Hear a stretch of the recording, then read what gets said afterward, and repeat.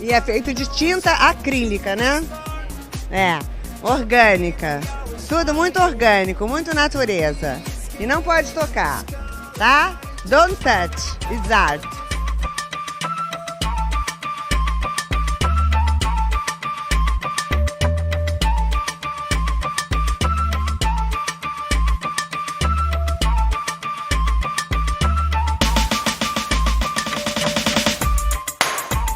E aí, gente perdida? Tá começando mais um Não Pode Tocar. Eu sou o Rodrigo Hipólito e este é o segundo episódio da nossa 5ª temporada. Nós vamos tirar o elefante branco da sala e falar logo sobre a Semana de Arte Moderna de 1922. Neste que é o ano do centenário do mito fundador da nossa arte moderna, não dava para deixar de fora da temporada esse tema. Se você chegou aqui agora, o Não Pode Tocar é um podcast sobre teoria, história, crítica, prática de arte e temas afins. No nosso feed, você encontra, além dos episódios de temporada, o Pataquadas, no qual a Alana de Oliveira repercute as principais notícias do mundinho da arte, e o Não Pode Chorar, no qual nós contamos algumas desventuras da vida e pensamos em modos criativos de lidar com elas. Nós lançamos episódios todo domingo e estamos presentes em todos os tocadores de podcast e nos aplicativos comumente usados para ouvir música, como o Deezer e o Spotify. Você também pode ouvir os nossos episódios no YouTube ou diretamente no site notamanuscrita.com. Em notamanuscrita.com você encontra a postagem original dos nossos episódios com a descrição completa, link do que nós comentamos, referências e os perfis oficiais de participantes. Por falar em perfis, quem comanda os perfis oficiais do Não Pode Tocar é o Tiwi, o nosso cão podcaster.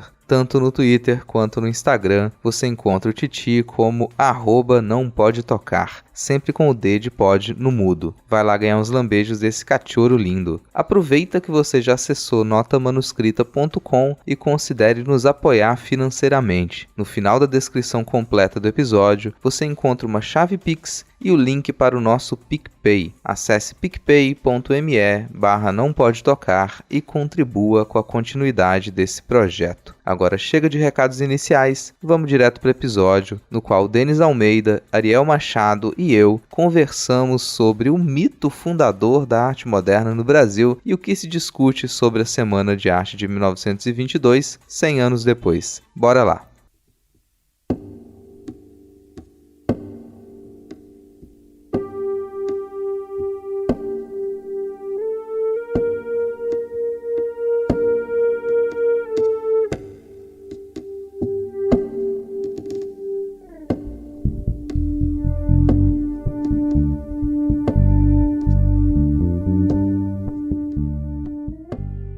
Mas e aí, Denis, tá empolgado pra começar a nossa 5ª temporada? Eu tô. E começar falando mal do modernismo. Ou será que eu vou falar bem? Não sei. Vamos falar mal de alguns, bem de outros, mas sempre... A gente também não pode ser super crítico, né? Porque, assim, a gente tá vivendo um período histórico que se a gente critica demais quem tentou fazer alguma coisa de vanguarda, é uma situação delicada. Mas a gente também tem... Eu gosto de cancelar gente morta, é divertido. Então vai ser a nossa tarefa hoje, de certa forma. Sim. Né? Bom, então quer dizer que hoje a gente vai colocar a Semana de Arte Moderna de 1922 no banco dos réus e a gente vai fazer esse julgamento. Tem defesa e tem ataque aqui. Denis já falou que tá na promotoria. Então, Ariel, por favor, se apresente e diga aí qual é o seu currículo como advogado. Meu Deus, vou ter que pegar meu lápis aqui, tô zoando.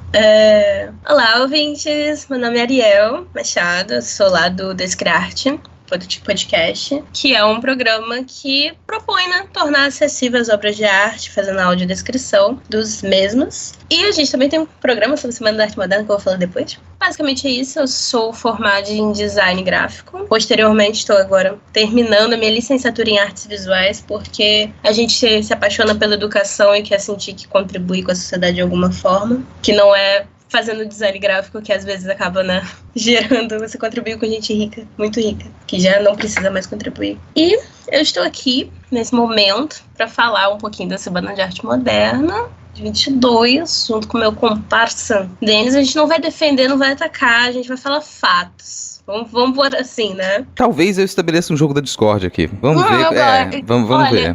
Olha, eu sou discordianista, então eu gosto de jogos de discórdia.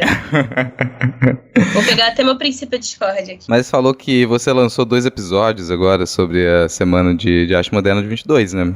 Sim, o bailão da 22. Da 22. Por quê? Porque eu resolvi fazer um paralelo entre a Semana de Arte Moderna de 22 e como foi que é tratado hoje em dia. Pura e simplesmente por questões que acontecem no episódio, eu explico melhor, né? Como você também não vou né, jogar aqui pra todo mundo o grande plot do episódio. Mas, basicamente, a gente nota que, né, adiantando aqui pauta, em 100 anos não teve muita coisa que se alterou na forma como a arte ainda é vista e como as percepções em volta da mídia favorecem quem já tem grana e a cor de pele específica, né? Bom, aqui é um bate-papo, essa é a ideia, inclusive, para você que nos escuta. A gente vai conversar um pouquinho sobre a Semana de Arte Moderna de 22. Afinal, esse é o ano do centenário e eu confesso que esse vai ser no segundo episódio da nossa 5ª temporada agora, de certa maneira, já é tirar o elefante branco da sala, assim, porque tem que falar da semana nesse ano. A gente teria que falar disso. Então, já que o governo não fez calendário pra falar disso, né? Exato, né? Vai passar em branco. Não que não tenham coisas acontecendo nesse ano. Eu fico até feliz que eles não resolveram não falar da semana de 22. É melhor não falar nada do que o que eles poderiam falar. Você já imaginou fazer uma homenagem a Monteiro Lobato por ter que gerar...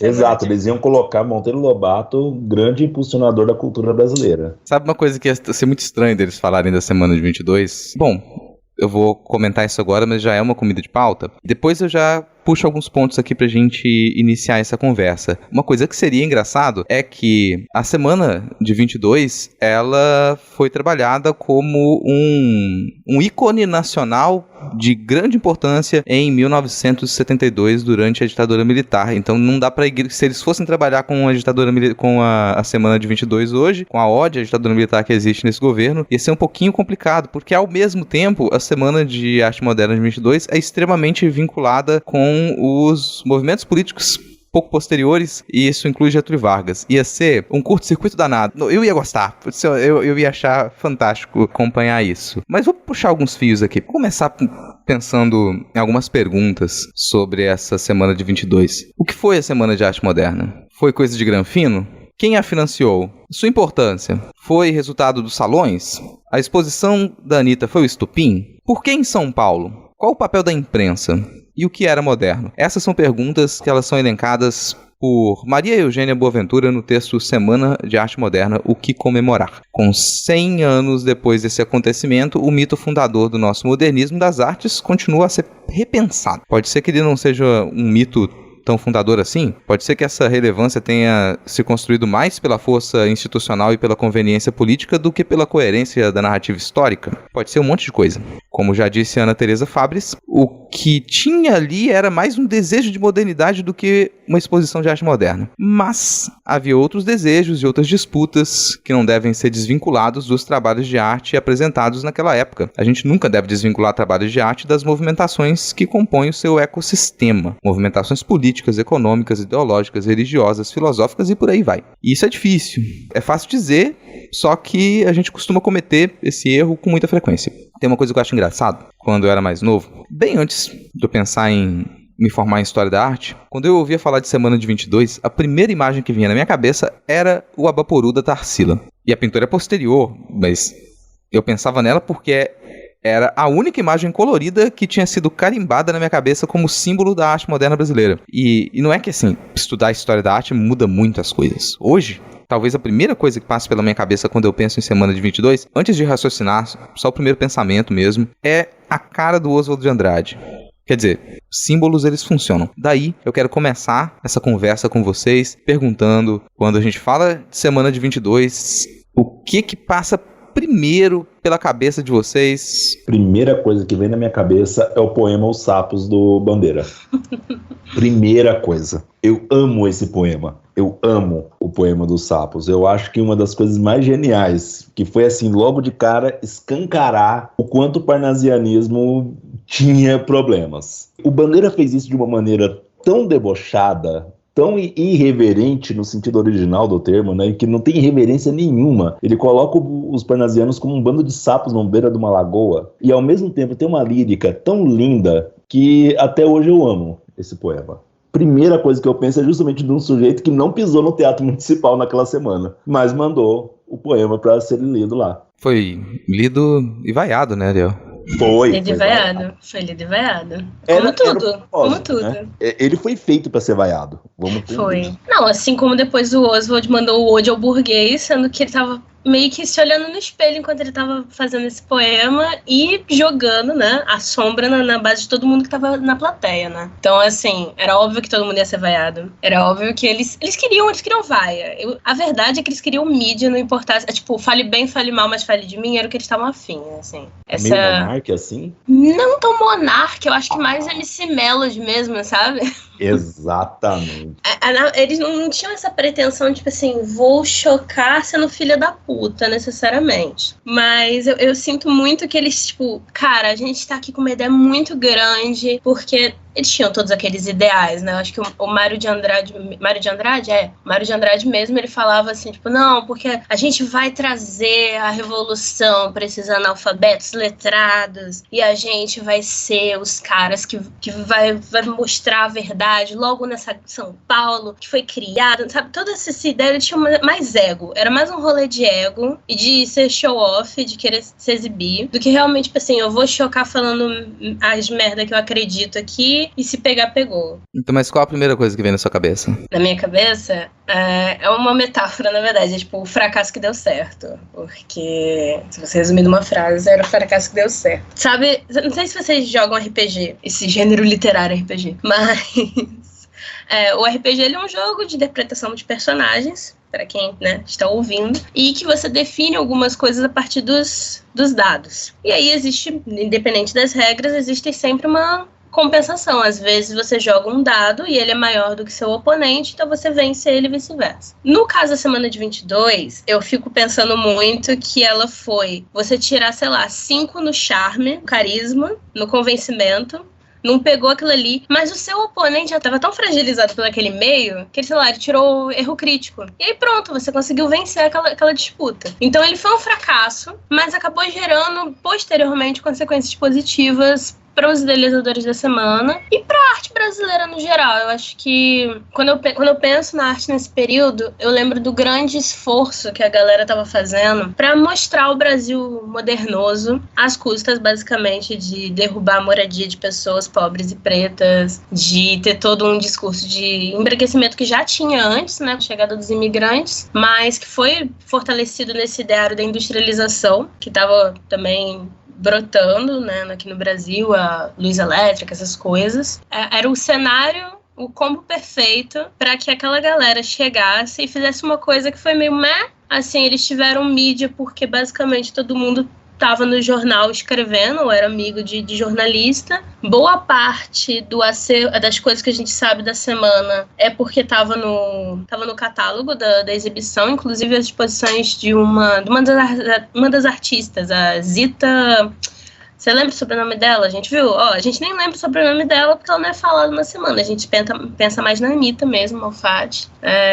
Zita Aita, pô. E Zita Aita era uma pessoa rica, né? Ela era até mais rica que a Anitta. Era uma representatividade feminina, digamos assim, mas eram duas mulheres brancas e ricas, né? E descendentes de imigrantes. Então tinha outro peso em volta disso também. E é isso, a gente só sabe que as obras dela existem por conta do catálogo da semana, porque muitas obras elas se perderam, sabe? Não teve muito esse grande aparato da galera na época entrar na loucura de sair comprando a ideia muito fácil, né? Cara, eu tenho sentimentos misturados com relação à semana de 22, assim. Porque, bom, eu não vou negar a importância, já se passou 100 anos e se a gente tá falando disso é porque a importância, ela é um fato. Ela se deu. Como que ela se deu é outra história. Mas, como historiador da arte, eu fico um pouco receoso porque muito da Semana de Arte Moderna de 22 é voltada para literatura.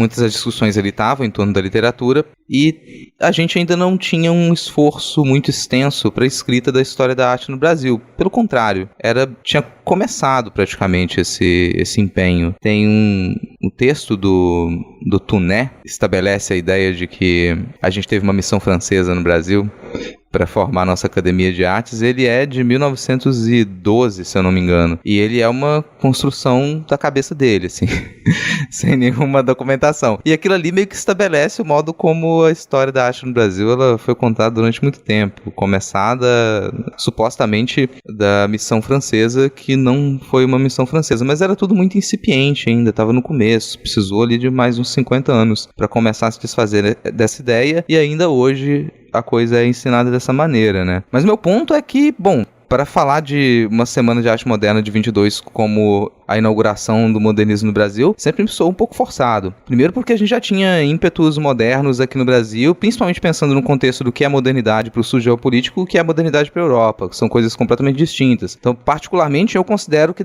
já daria para falar de arte moderna no Brasil, para nossa modernidade, a partir da reforma educacional da Escola de Belas Artes de 1891. E isso aí até a exposição da Anitta, e aí da exposição da Anitta vem um período que pra mim inclui a Semana de 22, mas que ele só vai se encerrar com uma semana de arte moderna, uma exposição de arte moderna em Belo Horizonte em 1944. E que pra mim isso comporta um período em que esses artistas, que eles são da oligarquia paulista, eles vão disseminar esses ideais que eles adquirem da Europa e vão formar um certo tipo de estética vinculada com apoio público nessas décadas ali. Pra mim isso é um período em que você tem mais uma etapa ali da nossa arte moderna, que depois vai gerar uma etapa concretista e depois a nossa arte contemporânea. Então não daria para dizer, pelo menos na minha cabeça, que a Semana de Arte Moderna de 22 ele é um mito fundador. Eu concordo muito com a Ana Teresa Fabres de que ali você tem um desejo de modernidade muito específico, mas não é que não existissem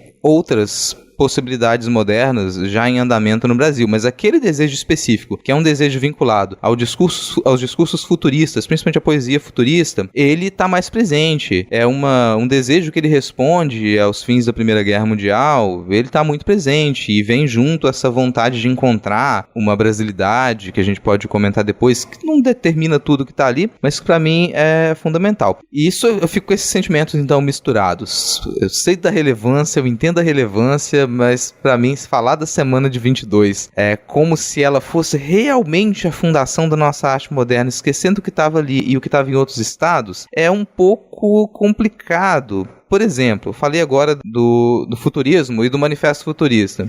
Total. O que eu ia comentar, inclusive, era isso.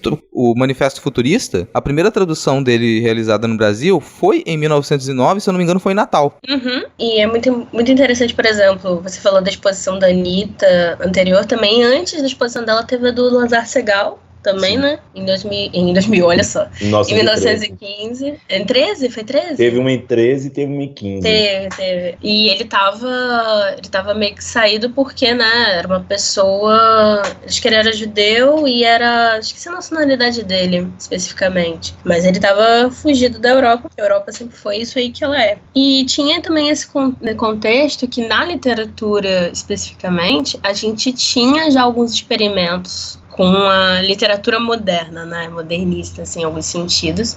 Desde antes do começo do século XIX, eu não vou lembrar o nome das pessoas, mas eu posso passar depois.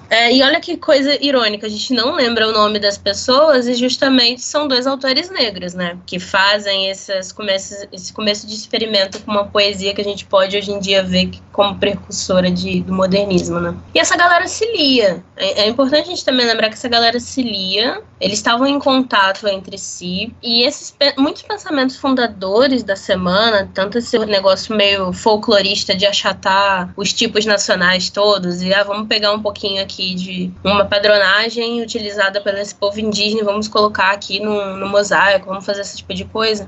Todas essas coisas vinham muito de um achatamento que já estava sendo produzido pelo estudo do folclore, que rolava pelo Câmara Cascudo também, né, que eu usei na minha pesquisa, mas é interessante hoje em dia, 100 anos depois, a gente avaliar sobre como esses estudos folcloristas às vezes produziam esse achatamento numa coisa essencial cultural brasileira, né? O próprio Heitor Villa-Lobos, ele faz um pouco isso com as músicas dele, né? Já vou conhecer o Nordeste, vou conhecer o Sul do Brasil, vou pegar as duas pontas e pronto, tá feito Brasil. Essas são sempre esquematizações, né? Porque a gente já via isso no romantismo, né? A ideia de se idealizar um Brasil. E é uma idealização vinda da elite. Aí o que acontece? Essa elite gera rebentos descendentes que vão tentar fazer esse mesmo caminho, mas de uma maneira mais irreverente. E eu concordo muito de que, assim, não se pode negar a importância da semana, mas justamente seria até um crime ser tão reverente a ela e colocá-la como mito fundador quando ela própria propunha essa irreverência, essa desconstrução. Eu vejo, por exemplo, que a gente estava falando do Lázaro Segall, da Anitta, até do próprio Oswald. Eu vou dar um crédito pro Oswald. O Oswald já estava falando no Verso Livre 10 anos antes, quando ele volta da Europa, em 1912. Ele já propunha uma estética bem diferente daquela parnasiana, da simbolista,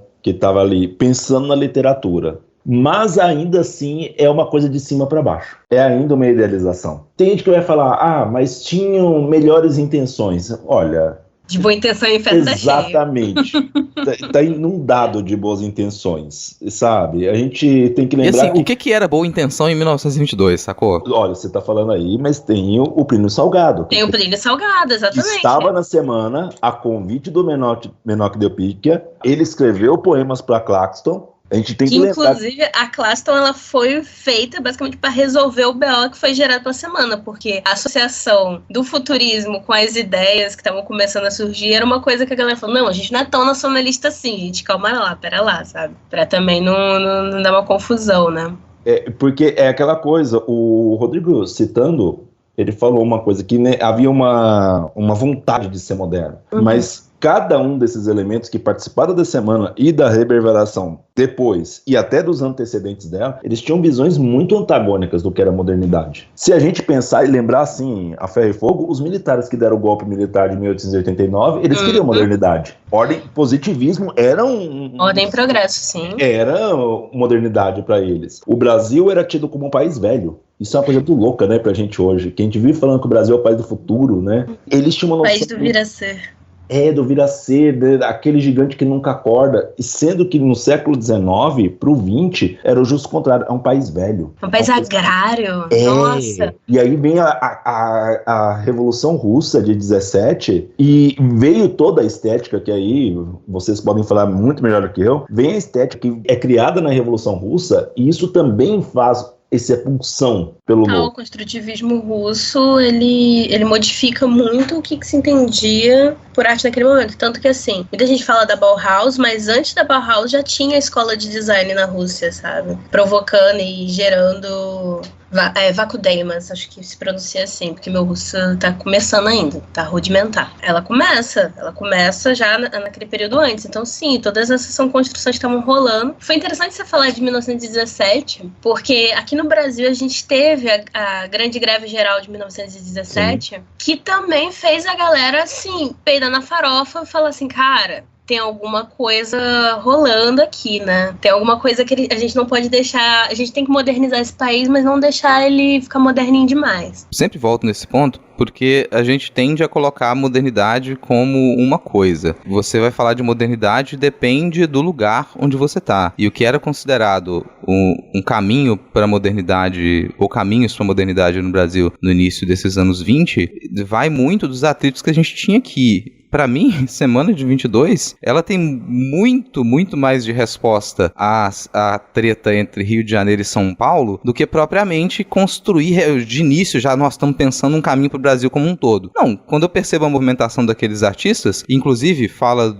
quem ia pra jornal, né, quem escrevia em jornal, Graçaran escrevia em jornal, os Andrade escreviam em jornal, você percebe um pouco desse ranço. Rio de Janeiro não teria condições de trazer a modernidade pro Brasil porque ele tem o ranço É a o ranço do corte. império. E assim, isso é irreal porque o Rio de Janeiro era uma cidade tecnologicamente mais moderna do que São Paulo. Tudo que chegava de novidade chegava primeiro no Rio de Janeiro por questões óbvias. Era a capital, era onde tinha muito poder simbólico também. Só que você tem algumas diferenças do que o Rio de Janeiro trazia para a modernidade, do que São Paulo vai querer trazer. Os artistas do Rio de Janeiro que eles iam para a Europa, desde do século XIX, eles iam com um itinerário de formação muito específico, que era também moderno, mas que envolvia estar dentro das academias de arte e trazer aquilo para o Rio de Janeiro. E eles são custeados por um certo tipo de aristocracia. Agora, os de São Paulo, eles começam a ser custeados só no início do século XX.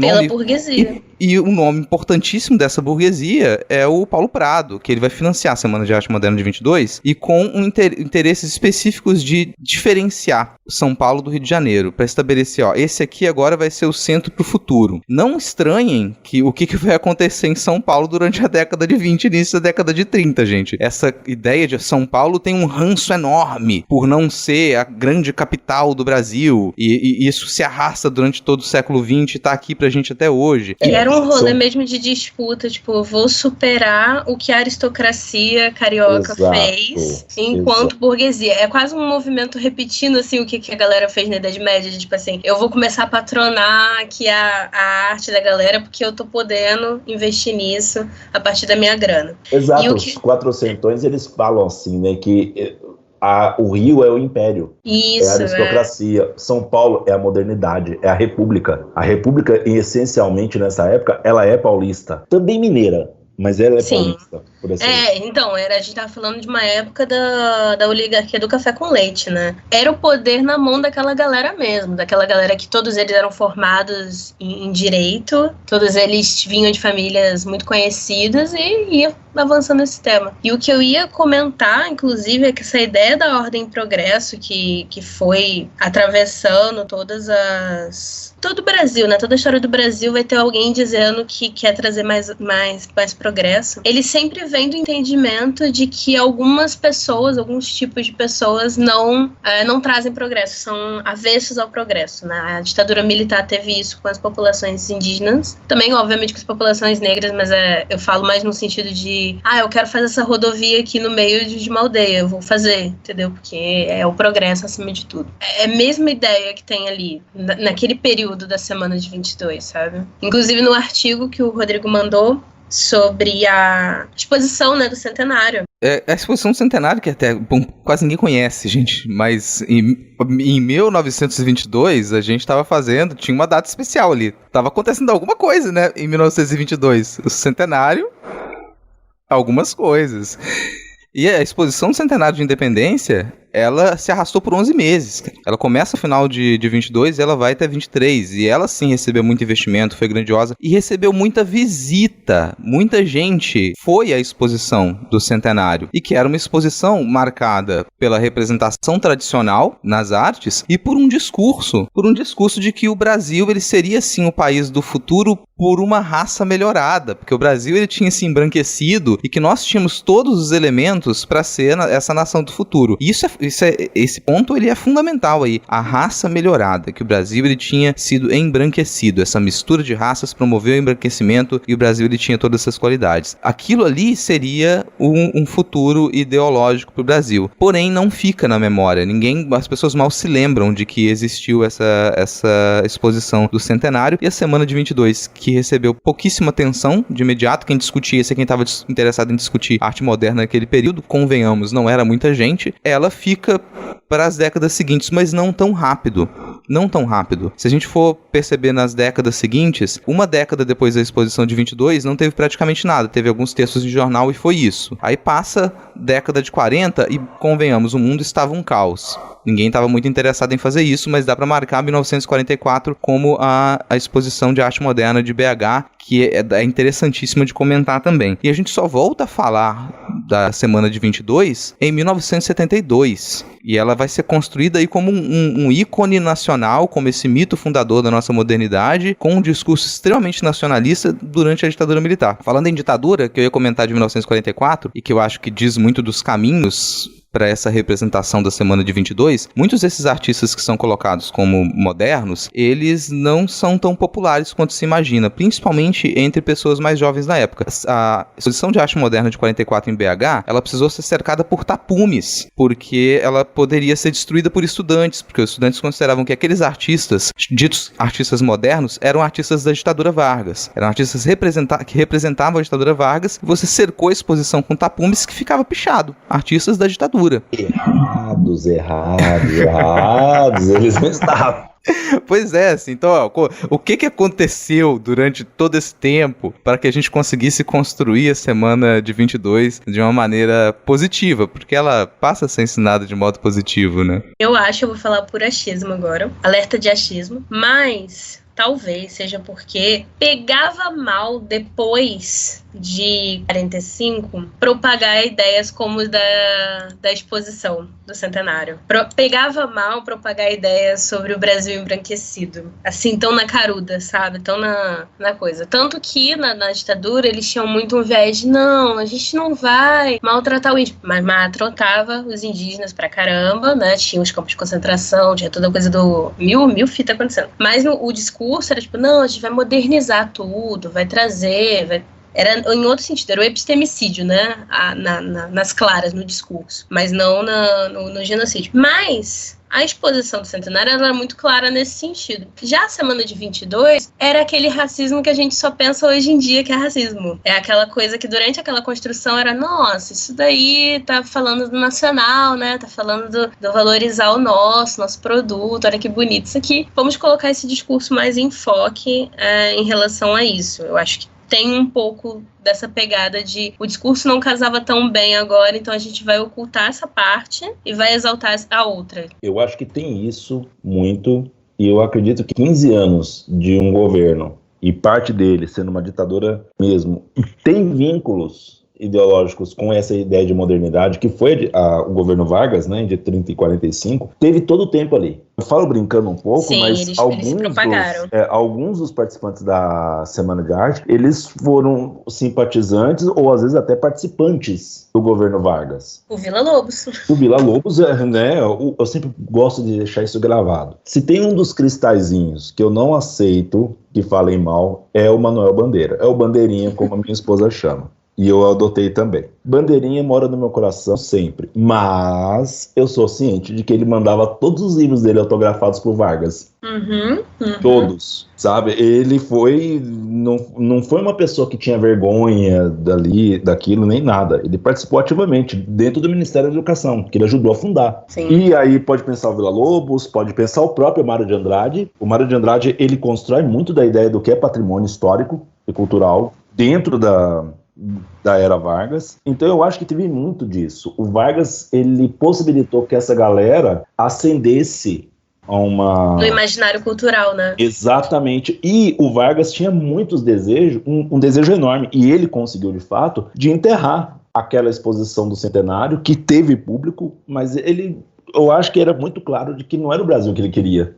Ali, a partir de 30. Então eu acredito mesmo que 22 começa a ser 22 a partir de 30.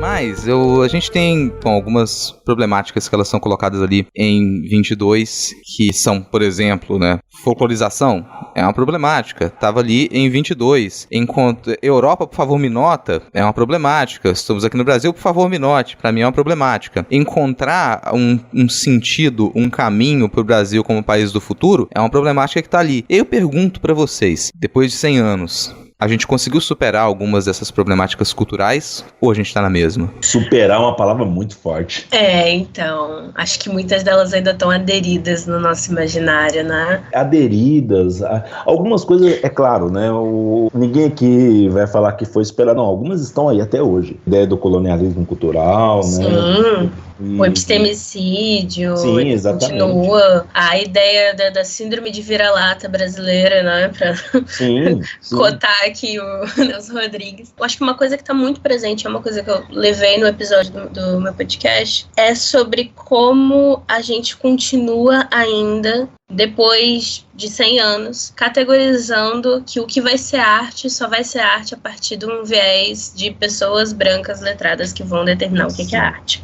A semana de 22 só tinha gente branca, mas ela não teve atenção naquele período, mas eles tinham mídia, eles foram construindo o seu território também por conta desse privilégio branco, a gente não tem, mas o fato de que ainda hoje a gente fala que determinados espaços não podem receber determinadas exposições, que existe uma arte válida, sendo que essa arte que hoje é validada e que fez o Rodrigo criança, quando pensou em semana de 22, pensar no Abapuru como uma norma do que é a arte brasileira, como uma característica do que é a arte brasileira, isso é uma construção posterior e hoje em dia a gente considera arte aquilo que a gente considerava lixo. Mas a gente continua tendo esse mesmo comportamento de, cara, isso aqui não presta, e não tem talvez uma percepção de que aquilo ali tá dentro de todos os critérios de expressão e de cultura, mas a gente continua reproduzindo isso de a arte de verdade é só o que estava no meu passado, que é muito uma coisa que estava acontecendo em 22 também. A galera tava focadona no neoclássico, ou tava focadona naquele ecletismo, né, que chama, que é quando você mistura as pinturas românticas com um pouco de realismo, mas aí tinha um movimento no Brasil de pintar essas coisas com as cores nacionais, assim, também tem um pouco da influência, assim, do impressionismo nisso. A galera estava muito focada naquele tipo de arte acadêmica, só é arte o que é validado. E ainda tem uma outra coisa que eu ainda vejo hoje em dia, que é o fato de que as discussões sobre arte normalmente não chegam às massas, assim como a semana de 22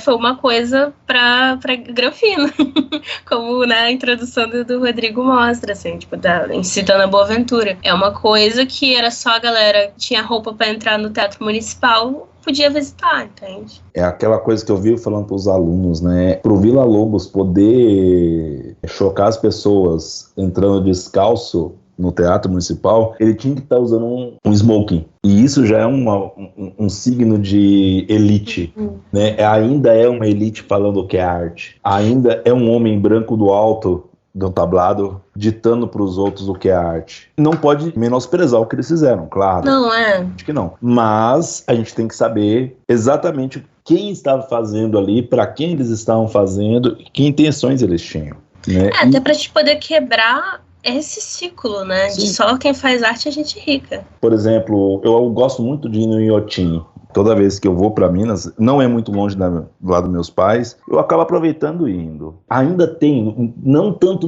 das exposições, claro, mas eu ainda vejo um grau bem problemático ainda de elitismo, de quem consome a arte e de quem legitima essa arte, falando, ó, isso é válido, aquilo não é válido. Não chegou ainda o ponto de a gente romper com isso, eu acredito. Isso ainda não foi superado. Eu tenho uma coisa com isso do acesso à arte. Também é dúbio, tô aqui cheio de sentimentos misturados. Mas os meus sentimentos misturados eu desprezo completamente a ideia de vamos levar cultura pra esse povo, que pra mim tá na semana de 22 e isso sobrevive pra gente. Eu tô falando aqui um pouco do legado sociocultural que isso deixa, que a modernidade deixa, os modernismos deixam pra gente, essa concepção de que existe algo que é o suprassumo da atualidade e que aquilo é intelectualmente superior, é complexo, aquilo é o bom gosto e vamos levar isso pra esse povo. Me incomoda muito. Eu vou de assim. Cima pra baixo, né? Eu não vou construir a cultura popular. Não Exemplo, vou fazer... pra quem tá nos ouvindo aí que já bateu com alguma coisa dessa aí pela vida de estudante e tal, nossa, vamos fazer um projeto lá na comunidade pra poder fazer a comunidade ficar mais bonita, vamos pintar umas casas, fazer um parquinho com pneu, sabe? Isso aí, nossa, mas isso me incomoda demais. Vamos fazer um projeto aqui pro pessoal ter a oportunidade de consumir arte nas galerias e nos museus, como se não existisse produções poéticas que elas brotam de todos esses lugares, sabe? E aí quando aparece essa produção poética desses lugares, na maioria das vezes é muito difícil daquilo ser considerado no mesmo grau, no mesmo patamar, até que seja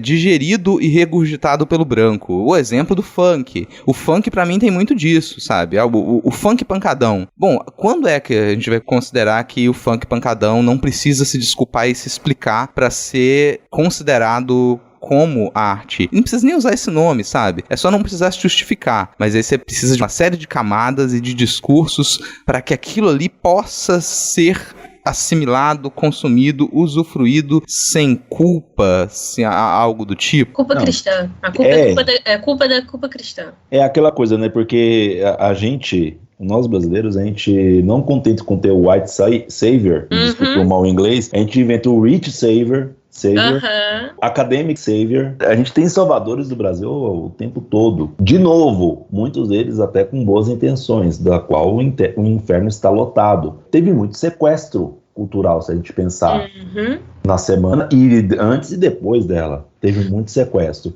Óbvio que tem inspirações na cultura popular, mas como o Rodrigo já colocou o ponto do folclore, quando a gente vê algumas cores, por exemplo, do Di Cavalcanti, o quanto disso é inspirado ou o quanto disso é sequestro dos fazeres culturais que tinham ao redor dele. Porque se fosse, sei lá, uma pessoa das camadas mais populares, teria tido a mesma repercussão que tem? Porque é justamente isso. Era o que eu estava comentando também do rolê dos mosaicos, de usar a padronagem, mas adaptar isso pro Art Deco, que era moda na Europa, sabe? Você vai, se apropria da cultura de outra pessoa, como pessoa dentro do seu privilégio, fala assim, isso é a união entre Brasil e Egito, entendeu? E aí eu vou apresentar isso para as pessoas que eu vou levar cultura. É muito esse pensamento, e isso me remete muito à história de outro movimento, também de música vindo da cultura negra, que é o próprio blues, né? Sim. O blues era uma parada que eram pessoas negras, recém-saídas da escravidão, que iam itinerantes tocando em bares para poder sobreviver, muitas delas pessoas com deficiência, que não poderiam trabalhar no ambiente comum. Por isso que tem tanto esse rolê do blind, blind alguma coisa, para denominar alguns bluesmen, né? Alguns homens que faziam os blues, né? E aí, hoje em dia, quem ouve blues? É o granfino que compra vinil de $700, sabe? É um rolê de você vai higienizando. Higienizar num sentido, é uma palavra horrível pra isso, porque parece que o branco que é limpo, mas, né, a falta de léxico é muito difícil às vezes. Mas é esse rolê, você apropria, você branquifica e aí você coloca nas massas. O rock and roll foi isso, com Elvis Presley. Quer ver, ó, uma para o pessoal falar que eu tô errado. A gente hoje, no Brasil, musicalmente, a gente tem um domínio do agro-music. Que, bom, se a gente for pegar heranças ali, quer dizer muito que vai pro country. Não vou dizer nem moda de viola, vai pro country. O country estadunidense, que ele se espetacularizou durante os anos 80 e 90. O country, ele originalmente tá com a presença dos ex-escravos dos Estados Unidos, sabe? Os instrumentos originários do country são instrumentos que eles são adaptados por escravos e ex-escravos. Muito daquela sonoridade, do que se quer fazer com country, vem de África. E aquilo é embranquecido ao extremo nos Estados Unidos, a ponto de você pensar em country, dificilmente as pessoas vão pensar em musicistas country pretos. Dificilmente. Porque, pra mim, isso é um exemplo muito bizarro, assim, porque aquela sonoridade que vai pro blues, vai pro rock and roll, esse é tudo sonoridade afro. Tudo sonoridade afro e que vai passando por esse processo de sequestro, consumo pelos brancos até chegar na massa, até poder ser gravado, ser vendido, porque você não poderia deixar que negros eles tivessem sucesso culturalmente em cima disso. E isso, a violência em torno disso, cara, como que isso é violento, da gente pensar que muito do que domina ainda hoje a nossa grande indústria cultural tem os seus ganhos a partir da violência que esses povos sofreram. Tô falando aqui do estilo musical que é mais consumido, que move milhões. A versão moderna da Semana de 22, então, você tá dizendo que é o poesia acústica com branco cantando versão de Jesus Chorou. É isso que você tá dizendo. Ou talvez até mais, cara. Talvez, assim, fica difícil da gente tirar alguma coisa da indústria cultural hoje que não tenha sido sequestrado, roubado de povos colonizados e escravizados. Fica muito, muito complicado de tirar isso. E me incomoda horrores, assim. Eu acabei de falar do funk. Bom, o funk tem passado por isso nas últimas décadas, muito, assim, porque se você pegar o que gera muito dinheiro em cima do funk, se modifica aos poucos, a coisa se modifica, mas vou usar agora sim o termo higienizar ali, você higieniza porque aquilo que vai ser considerado pela maior parte da população como sujo, que é usar palavrão, falar da realidade da favela, isso aí é retirado. Ah, não, pra poder rodar em tais plataformas, vamos trocar. Quem nunca tá escutando a música tocando no Caldeirão, tocando no Domingão, e aí a palavra que no original é considerada um palavrão, ela é trocada. Sim. Trocaram Meu Pai Te Ama pelo Pai Te Ama, sabe? E ficou fofo. Ficou fofo, ficou. A tia Zona que vai na igreja pode cantar pro boy dela, pro verão, entendeu? É esse o rolê, sabe? É uma coisa que me lembra muito esse processo, que eu acho que tem um resquício de colonização em volta disso, é também as versões crentes de música funk, sabe? Vem um pouco desse rolê de colonização cristã, tipo, eu vou pegar o que outra pessoa criou, fez sucesso, mas eu vou adaptar para que meu público possa usufruir disso, mas ainda dentro das minhas normas, dentro daquilo que eu considero realmente bom, né? E essas são as sensações que eu tenho, sabe? De tipo, a gente tá passando pelos mesmos processos há mais de 100 anos de a gente consumir uma cultura de povos não brancos e a gente vai e vomita isso de um modo que vai ganhar muito dinheiro e ser muito bem comercializado porque foi uma pessoa branca, rica, do alto da sua postura que determinou que aquilo ali que é cultura mesmo. Esse exemplo pra mim tá perfeito, porque você pega a forma, você retira o que há de conteúdo na forma, insere um outro conteúdo que você pode vender com a mesma forma, cara. Assim, esse é o... Capoeira gospel. Isso é roubo, basicamente. Mas assim, gente, pra gente não terminar isso aqui... muito down, né? Sei lá, daqui a pouco a pessoa termina de ouvir isso aqui e fala, nossa, eu vou iniciar um movimento antimoderno. Também não é o caso, gente, vai com calma, assim. Tem algum legado positivo que a gente pode ressaltar dos nossos modernismos ali que ficou pra gente? Eu acho que uma coisa que começou a acontecer pra valer é perdeu o medo de errar. Os caras e daquelas mulheres, eles não tinham medo de errar em momento algum. Olha, se der ruim, a gente vai lá e escreve um artigo muito foda no jornal, elogiando, e vai dar tudo certo, sabe? Eles confiavam muito no potencial deles. Isso é uma coisa que, pra mim, não é tão evidente na produção cultural brasileira até então. Uma outra coisa que eu acho que ganhou protagonismo na cultura brasileira com a semana foi a irreverência. No sentido de que nada mais é tão sagrado. Eu acho que começa...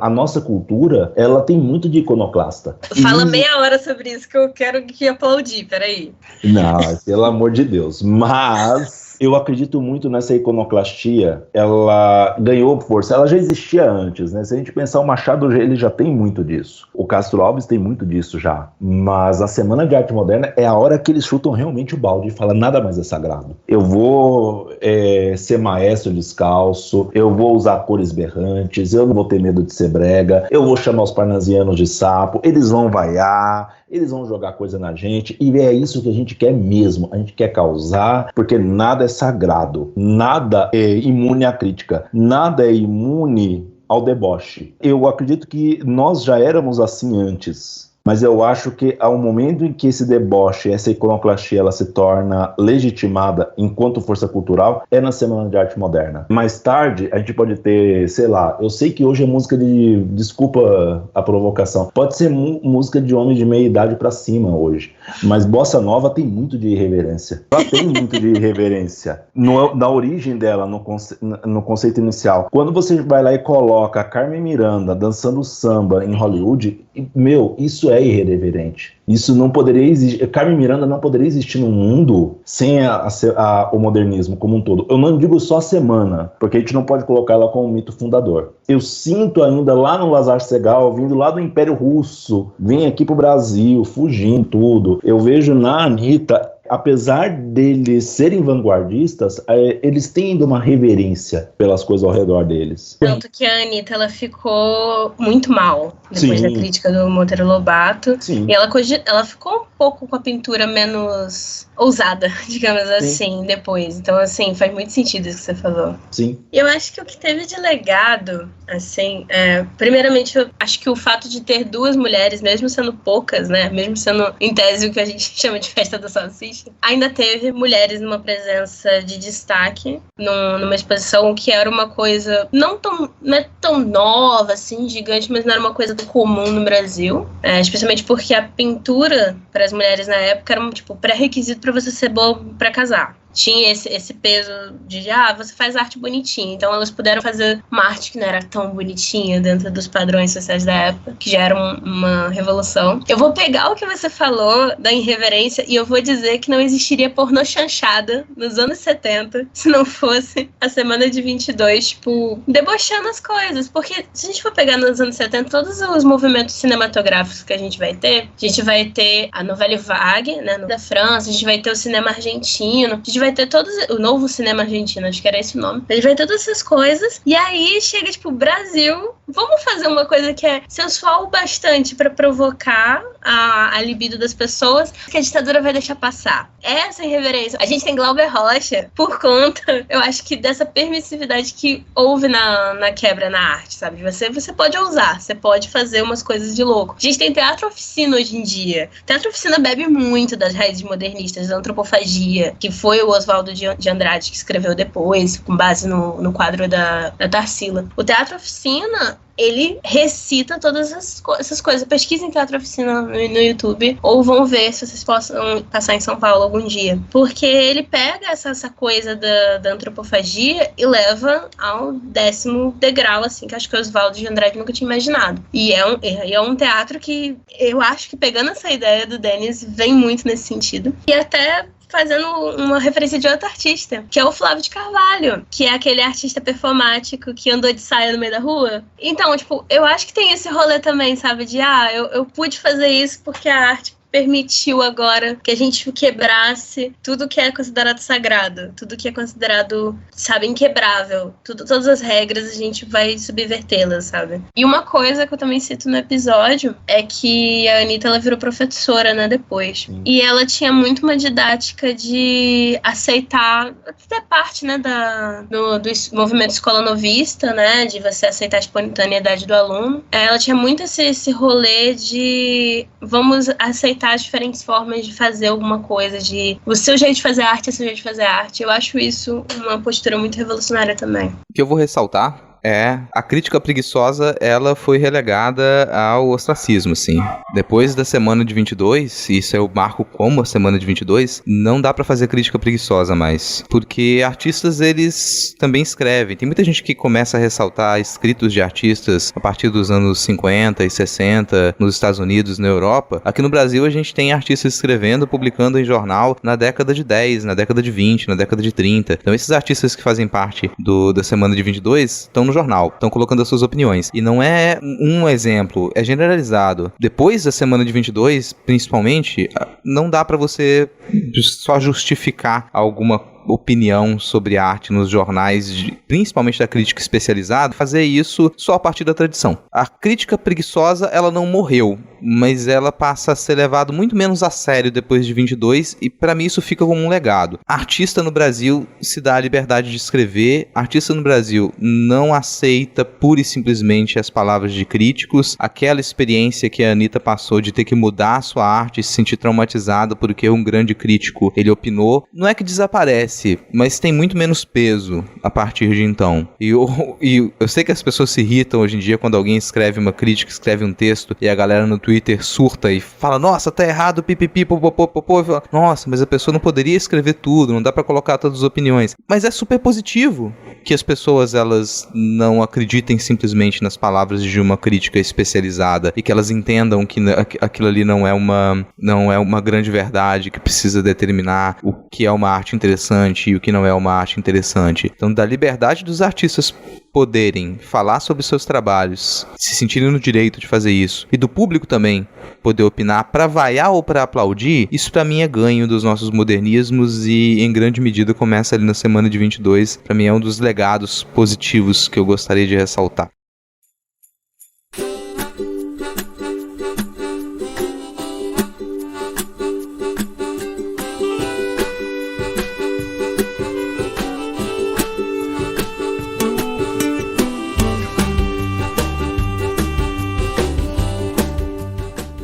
Tá aí, encerrando mais um Não Pode Tocar. Gostou? Gostou? Não gostou? Fala com a gente. Você pode entrar em contato com a gente através do nosso e-mail, que é nãopodetocar@gmail.com, ou dos nossos perfis oficiais no Twitter e no Instagram, que são @nãopodetocar, sempre com o D de pod no mudo. Quem comanda as nossas redes, como vocês já sabem, é o tio e o primeiro e único cão podcaster. Vai lá ganhar uns lambejos do Titi. Você também pode ouvir em qualquer tocador de podcast e no site notamanuscrita.com. Acesse notamanuscrita.com para conferir a descrição completa deste episódio, com links de referências para ajudar aí a compreender um pouco das coisas que a gente discutiu aqui também, né? Uma conversa aberta. Então, se você quiser um conteúdo ali um pouco mais pormenorizado, tem uma série de referências na postagem original. No finalzinho da postagem, você encontra uma chave Pix e o link para o nosso PicPay. Acesse picpay.me/nãopodetocar e contribua financeiramente para este projeto. Por falar em links e em redes sociais, por favor, falem para quem nos escuta como que os ouvintes podem encontrar vocês, o que vocês têm feito, se quiser fazer alguma indicação, uma divulgação agora. Vou começar com a Ariel. Vocês podem ouvir o Descriarte em qualquer agregador, tocador de podcast, inclusive os seus aplicativos de streaming normais. Pode seguir a gente em @descriartepod, o D mudo, todas as redes sociais, essa mesma roupinha. Cara, a gente agradece muito a sua presença. Sabe que você é sempre bem-vindo aqui. Quando você quiser propor alguma coisa, você chega que a porta tá aberta pra você, assim. Inclusive, eu quero agradecer você pelo convite. Eu não esperava o convite. Eu fiquei, ai meu Deus, convites! E aí, foi muito legal, foi muito legal. Foi muito bacana essa troca. Fez minha quinta-feira. Foi bom desanuviar. E é isso, muito obrigada, de verdade, por todos vocês. Cara, muito massa. A gente gostou muito da conversa. Denis, por favor, seus contatos, alguma divulgação, suas despedidas, fique à vontade. Eu tô no Twitter, Denis Almeida, 2 N's no meu nome, por favor, papai não economizou. 82, tudo junto. Eu estou aqui no Não Pode Tocar, estou lá no Pindorama, faço parte também do coletivo de História com Apelo, né, que às vezes a gente publica alguma coisa. Esse ano a gente vai publicar mais por causa do bicentenário da independência. E assim, se você quiser se matricular no colégio e ter aula comigo também, eu acho que o colégio não vai achar ruim não, se você tiver idade para isso, o que eu duvido. Mas estamos lá para falar de gatinhos, para falar de educação, de história, um pouquinho às vezes ali aqui de uma coisa mais pra semiótica. Agora, de indicação, eu tava pensando muito antes, o Museu de Arte Contemporânea da Universidade de São Paulo tem um acervo online que tá muito bacana também e que vale a pena dar uma visitadinha pra quem tá aí com a internet. E se você mora em São Paulo, você pode ir lá e dar uma passada. E é isso, gente. Muito obrigado, Ariel, por vir aqui gravar com a gente. Obrigado, Rodrigo, pela paciência, né, de aguentar o meu falatório às vezes. Eu só tenho a agradecer pela conversa. A gente vai terminando esse papo hoje, início de quinta temporada, né? A gente lançou um episódio, o primeiro episódio foi um ensaio, agora a gente já teve um bate-papo, a gente vai continuar nessa quinta temporada com os nossos formatos já, os episódios, além dos episódios de temporada, a gente tem o Pataquadas também, então o Denis vai estar lá como colunista, com as principais notícias do mundinho da arte na voz de Alana de Oliveira. Também vai ter Não Pode Chorar, sempre por mês, 2 episódios de temporada do Não Pode Tocar, um episódio do Não Pode Chorar, com desventuras da vida e modos criativos de tentar lidar com elas, e o episódio de notícias que é o Pataquadas. Por hoje é isso. Se nada der muito, mas muito, muito, muito errado, semana que vem a gente tá de volta. Tchau! Tchau, tchau! Valeu, falou!